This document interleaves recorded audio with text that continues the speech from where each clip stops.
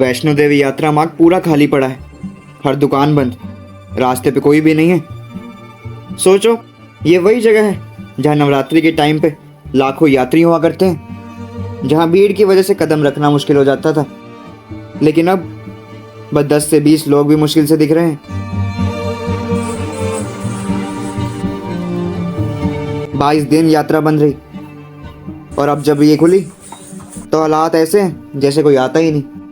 पहले जहाँ जय माता दी के नारे और लोगों का शोर सुनाई देता था, वह अब सिर्फ सन्नाटा छाया हुआ है। मंदिर तक के रास्ते पे एक अजीब सी खामोशी, दुकानदार अपनी दुकान बंद करके चले गए। बाजार बिल्कुल सुना है। आखिर ये हो क्या रहा है? ये वही वैष्णो देवी है जहाँ एक दिन में लाखों लोग दर्शन करते हैं, तो फिर आज ये खाली क्यों? क्या लोग आना बंद कर चुके हैं? क्या कोई और वजह है? चलिए देखते हैं यात्रा के इस बदलते चेहरे के पीछे की असली तस्वीर।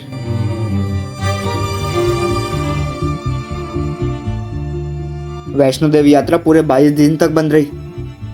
26 अगस्त को अर्धकुंवारी के पास एक लैंडस्लाइड हुआ जिसमें 35 यात्रियों की मौत हो गई और 20 से ज़्यादा लोग घायल हुए। उसके बाद यात्रा तुरंत बंद कर दी गई थी। इस दौरान वहाँ इतनी बारिश हुई कि हालात और ख़राब होते गए। शुरुआत में कहा गया कि 14 सितंबर को यात्रा शुरू होगी, उनका ट्वीट आया था, लेकिन फिर भी यात्रा ओपन नहीं हो पाई बारिश के कारण। तो फाइनली 17 सितंबर से यात्रा फिर से स्टार्ट होती है और हम अपनी यात्रा 18 सितंबर को शुरू करते हैं। लेकिन जब हम वहाँ पहुँचे तो जो देखा उसने हिला दिया। सोचो, वैष्णो देवी जहाँ नवरात्रि के टाइम पर लाखों यात्री होते हैं, वहाँ बिल्कुल रश नहीं है। कटरा बस स्टैंड के पास इतना रश होता है, इतनी चहल पहल होती है, बिल्कुल खाली पड़ा है। तो जय माता दी। अभी हम आ चुके हैं दर्शनी द्वार पर। इतना सूना हुआ तो मैंने कभी नहीं देखा। हालांकि ऊपर पर्वत पर ना अभी भी बादल हैं, अभी भी बादल हैं। आप देखो कि इतना, मतलब लगा लो कि 1 मिनट में आपकी चेकिंग हो गई, उसके बाद आप चले भी जाओगे। तो जी हम यात्रा मार्ग पर आ चुके हैं। ये वही जगह है जहाँ पर इतना भीड़ होता था, मतलब इतने घोड़े, इतना सब कुछ, इतनी भीड़ होती थी ये सिक्योरिटी के बाद ही जैसे आप यात्रा मार्ग पे आते हो। और आज ये पूरा सूना पड़ा है। 23 दिन के बाद ये यात्रा शुरू हुई है। अब सारी अपडेट मैं आपको देता जाऊंगा जैसे जैसे हम ऊपर जाएंगे। अभी तो बाणगंगा आएगा।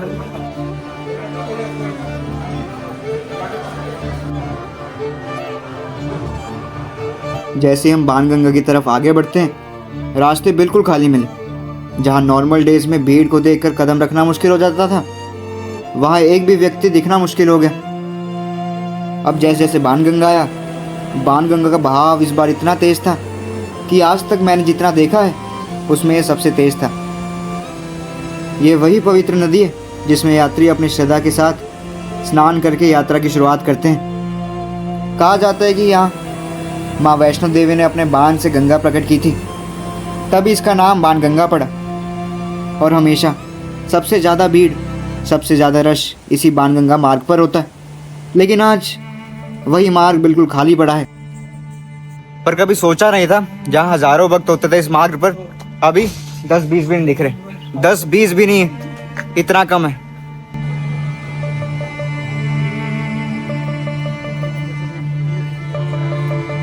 यहाँ आज लगभग 70% दुकानें बंद पड़ी। बंद इसीलिए क्योंकि यात्री ही नहीं आ रहे, और जब यात्री नहीं तो खरीदारी भी नहीं। सोचो, पूरा ऑलमोस्ट 1 महीने के बराबर दुकानें बंद रहें, कितना बड़ा नुकसान होगा। और सिर्फ दुकानदार ही नहीं, ये घोड़े वाले, पालकी वाले, पिट्ठू वाले, सबका काम ठप पड़ा है। जो लोग रोज़ यहाँ से रोजी रोटी कमाते थे, आज उनके घर चलाना मुश्किल हो गया। ये सब देखकर लगता है कि सिर्फ ये यात्रा नहीं है, बल्कि पूरी एक ज़िंदगी रुक सी गई है।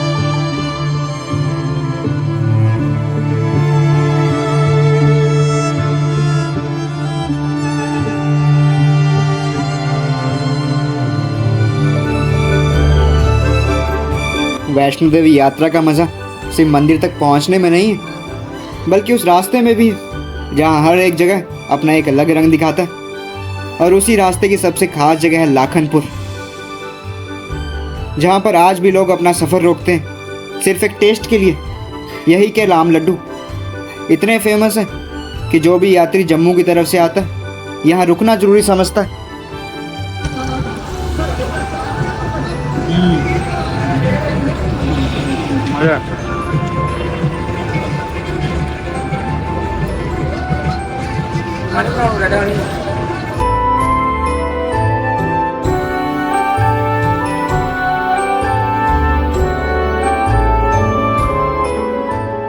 अब अपनी यात्रा पर वापस आते हैं और अब हम पहुंचते हैं चरण पादुका मंदिर। कहा जाता है कि यहीं पर माँ वैष्णो देवी ने रुककर अपने चरणों के निशान छोड़े थे, इसलिए इस जगह को चरण पादुका कहा जाता है। यात्रा के दौरान यहाँ दर्शन करना बहुत महत्वपूर्ण माना जाता है, क्योंकि ये माँ के चरणों का आशीर्वाद लेकर आगे बढ़ने जैसा है।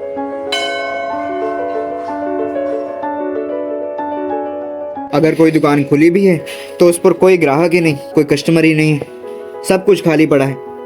सोचो, जिन लोगों की रोजी रोटी सिर्फ इन दुकानों से चलती है, उनका घर कैसे चलता होगा। दिन भर दुकान खोलकर तो बैठे हैं, पर कोई खरीदने वाला ही नहीं।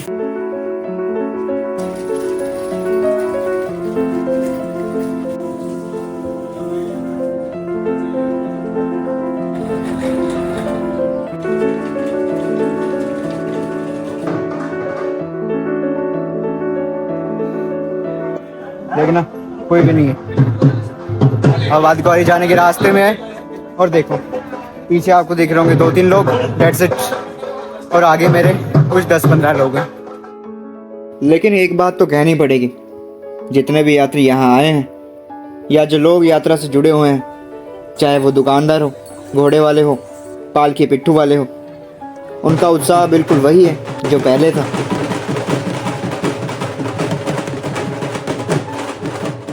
माता जी के दर्शन का जो जज्बा है उसमें ज़रा भी कमी नहीं है। चाहे भीड़ कम हो या रास्ते खाली, लेकिन श्रद्धा और भक्ति का जुनून उतना ही गहरा है जितना हमेशा रहा है।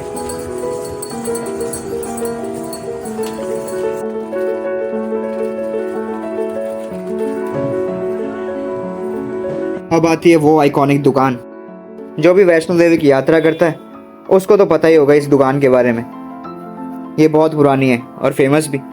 जो भी आता है यहाँ से कुछ ना कुछ तो लेता ही है, पर ये भी अब पूरी खाली पड़ी है, भीड़ ही नहीं है।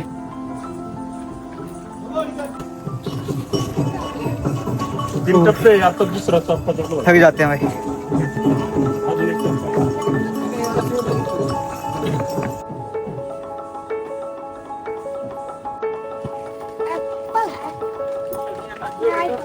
बहुत अच्छी आती है इसमें।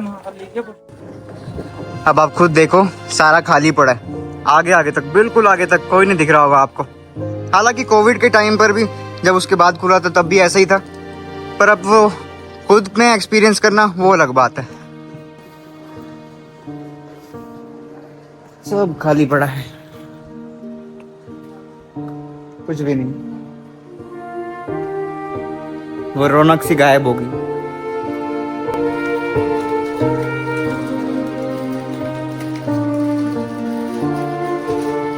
और इसी के साथ साथ हमें वो जगह भी दिखाई दी जहां लैंडस्लाइड्स हुई थी। अभी वहां काम चल रहा है। सोचो उस वक्त का मंजर कितना दर्दनाक रहा होगा, जब एक पल में इतनी जिंदगियां खत्म हो गई। और शायद इसी वजह से जब अब यात्री कम है तो श्राइन बोर्ड भी इसका फ़ायदा उठा रहा है। रास्ते की मेंटेनेंस हो रही है, नए पेंट लग रहे हैं, सफाई चल रही है। यानी यात्रा रुकी ज़रूर है, लेकिन काम रुके नहीं। और ये देखना सच में अच्छा लगता है कि जब भक्ति का सन्नाटा है तब भी सेवा और सुधार चल रहा है। ये सारे रीलिंग्स ना अभी पेंट हुए हैं, तो ना ये मेरे हाथों भी लग गया। सारे जो बेंचेस है ना वो अभी पेंट हुए हैं, तो वो देख कर करना पड़ता है कि बैठ जाऊँ कि नहीं बैठूं। सारा रंग ही लग गया।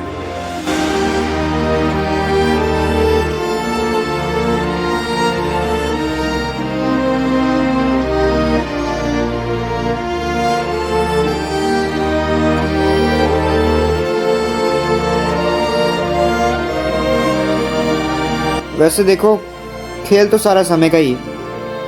यहाँ पर सबसे ज़्यादा भीड़ हमेशा नवरात्रि के समय होती है, और आज यहाँ पर भीड़ ना होने की वजह भी बस समय ही है। कभी समय अच्छा होता है तो यात्रा में लाखों लोग आते हैं, और जब समय बुरा हो जाए, जैसे इस बार हुआ, लगातार बारिश, लैंडस्लाइड, तो रास्ते खाली हो जाते। यानी असली बात यही है कि ये सब समय का ही खेल है।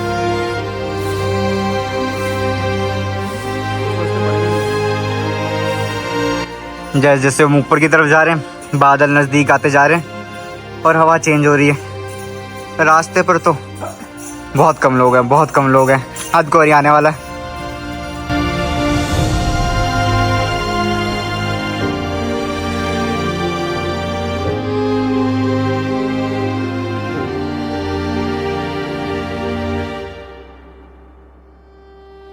जैसे ही अधकुआरी दिखता है, दिल में उत्साह होने लगती है। पर हमारा प्लान कुछ और था। तो जैसे हम भवन की ओर जा रहे हैं ना, तो इधर से ना 2 रास्ते कटते हैं। हमने बैटरी कार का एक्सपीरियंस लेना है। अब ये 450 रुपये की पर पर्सन की टिकट होती है और कार देते हैं। और अब तो जो चीज़ हमें बुकिंग करानी पड़ती थी वो ऐसे ही मिल रही है और सारी खाली पड़ी है। देख रहे हो, देखो समय की बात है ना। तो इधर से ना जाने के लिए ना सिर्फ 15 मिनट लगते हैं, सिर्फ 15 मिनट। देख लो आप।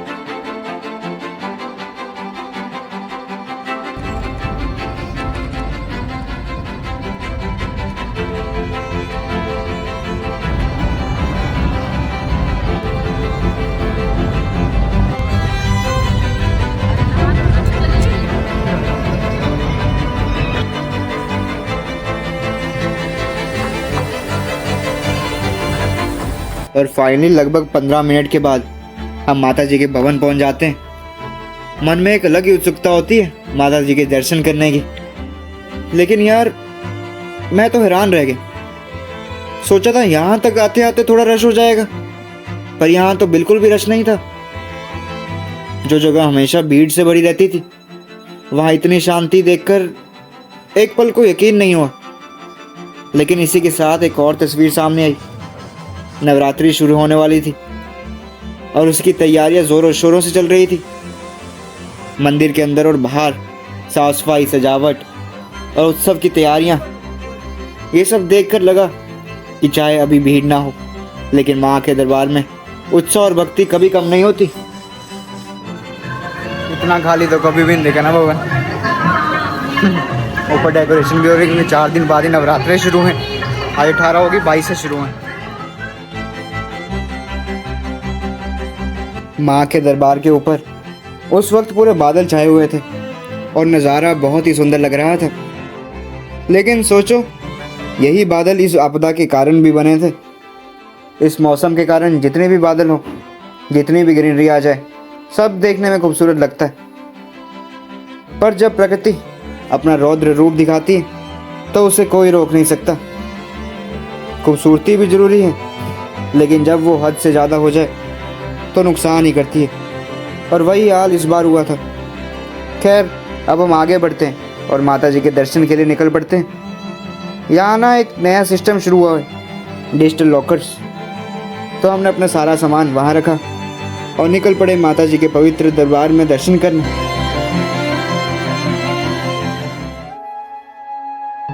तो जी हम माता जी के दर्शन करके आ चुके हैं। आज तक के सबसे अच्छे दर्शन हुए। हम ना अंदर ही 3 से 4 मिनट उधर ही खड़े रहे। क्या दर्शन होना, प्यारे दर्शन। आराम से उधर खड़ो, मतलब कोई है नहीं, कुछ नहीं है। और इधर देखो क्या मौसम हो रहा है। अभी ना अपने भवन चलते हैं, उसके सामने ना दुर्गा भवन, उधर हमने रूम बुक कर दिया, उधर चलते हैं।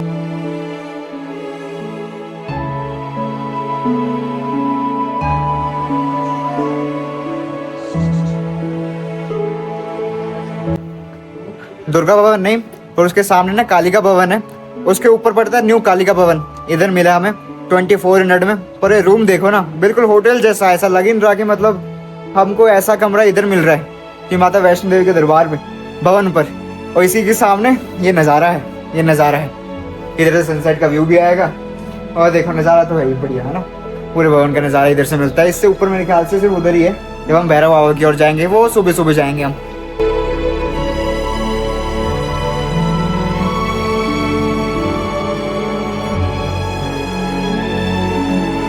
इसके बाद हमने थोड़ा रेस्ट किया और रात हो गई। रात का नज़ारा भी अपने आप में बहुत खूबसूरत था। हम खाना खाने गए थे सागर रत्ना, लेकिन वहाँ भी वही तस्वीर थी। पूरा रेस्टोरेंट खाली पड़ा था। खैर, हमने खाना खाया और वापस आकर सो गए। और फिर सुबह, वैष्णो देवी की सुबह तो वैसी ही अलग होती, ठंडी हवा और एक नई एनर्जी का एहसास।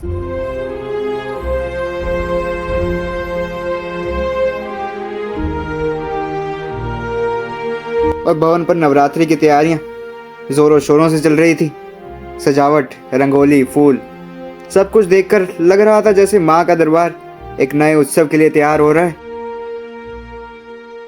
ऐसा लगा था जैसे आज 19 सितंबर हो गई है तो थोड़े भक्तजन तो और आए होंगे। मतलब अभी सुबह का नज़ारा देख लो कि अभी तो कुछ भी नहीं है। शाम तो फिर भी थोड़े बढ़ गए थे, पर अभी नहीं, कुछ नहीं है। अभी 8:30 हो चुके हैं। अब हम रोपवे के लिए जा रहे हैं। रोपवे की टिकट्स लेके भैरव बाबा की ओर चलेंगे। टिकट्स तो ले ली, अब हम रोपवे के लिए जा रहे हैं। ऊपर जाने के लिए लगते हैं आपको 2 मिनट, वो भी काफ़ी नहीं। मतलब अब तो खाली पड़ा है ना, तो टिकट काउंटर पे भी टाइम नहीं लगता। वेटिंग तो कुछ है ही नहीं। जाओ, बैठो और ऊपर जाओ।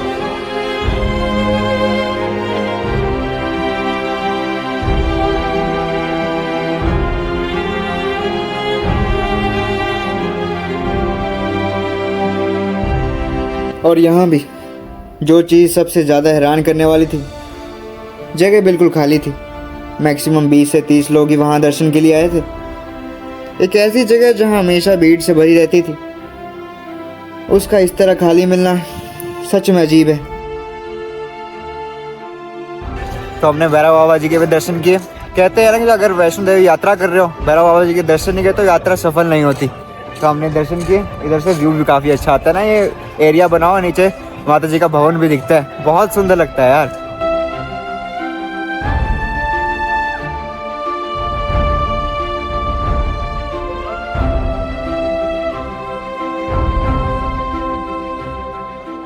हमारे यहाँ पर भी दर्शन हो गए थे और बहुत अच्छे से हुए। अब बाकी रह गए थे माता जी की गर्भ गुफा के दर्शन। और गर्भ गुफा के दर्शन के लिए हमें अर्धकुंवारी जाना पड़ेगा।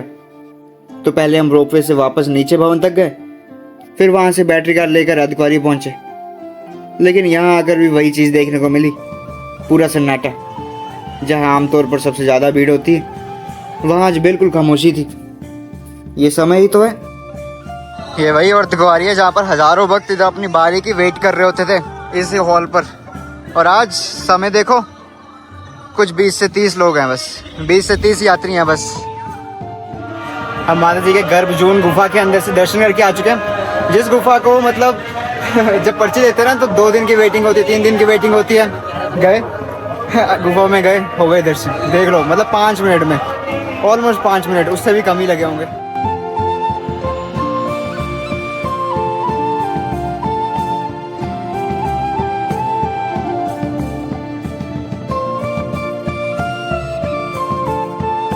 तो ये था वैष्णो देवी यात्रा का पूरा अपडेट।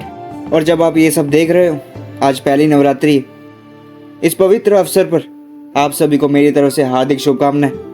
और हाँ, अब नवरात्रि में तो यहाँ बिल्कुल ही रश होगा। जो अभी सन्नाटा है वो कल से एक बड़े उत्सव में बदल जाएगा। माँ के दरबार में जो जज्बा है वो कभी ख़त्म नहीं होता।